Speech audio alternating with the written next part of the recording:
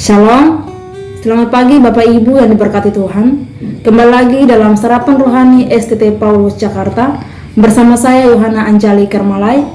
Pagi ini sebelum kita merenungkan firman Tuhan, saya mengajak kita untuk berdoa. Kita berdoa.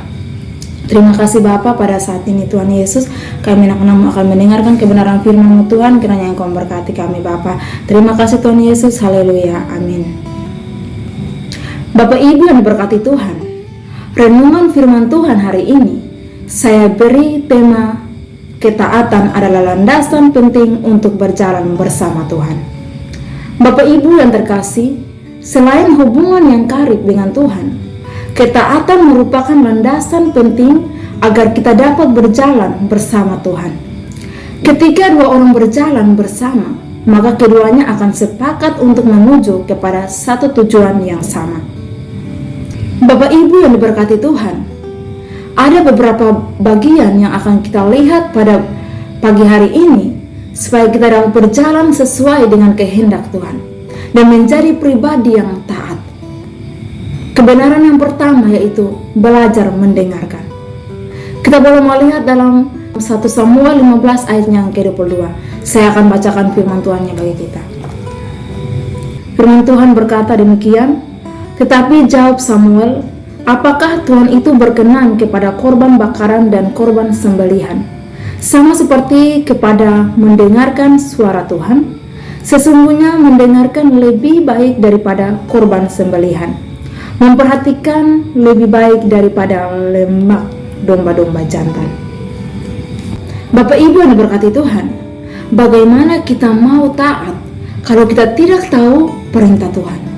Bagaimana tahu perintah Tuhan kalau tidak mendengarkan? Belajar mendengarkan bukan hanya sekedar mendengarkan. Mendengarkan itu berarti memberikan perhatian penuh. Mendengarkan firman Tuhan seperti apa? Mendengarkan perintah Tuhan berarti mendengarkan firman Tuhan. Kebenaran yang kedua yaitu belajar rendah hati. Bapak Ibu yang diberkati Tuhan, ketaatan itu memerlukan kerendahan hati, sebab untuk menjadi taat kita perlu menempatkan diri lebih di bawah dari sesuatu yang kita taati. Kalau kita merasa lebih tahu, lebih bisa, lebih kuat, lebih tinggi, maka kita tidak mungkin bisa taat. Sudahkah kita menempatkan Tuhan dan firman-Nya di atas kehidupan kita, atau kita seringkali merasa lebih tahu dan lebih paham tentang kehidupan? Dan kebenaran yang ketiga yaitu belajar memahami dan menyesuaikan. Maksudnya adalah belajar memahami apa yang Tuhan mau dan menyesuaikan diri dengan kehendak Tuhan. Matius 26 ayat yang ke-39 berkata, maka ia maju sedikit lalu sujud dan berdoa. Katanya, ya Bapakku, jikalau sekiranya mungkin, biarlah cawan ini lalu daripadaku. Tetapi janganlah seperti yang kukehendaki, melainkan seperti yang Engkau kehendaki. Dari ayat Alkitab yang kita baca, Yesus tidak hanya memahami kehendak Bapa, namun juga belajar menyesuaikan kehendaknya dengan kehendak Bapa.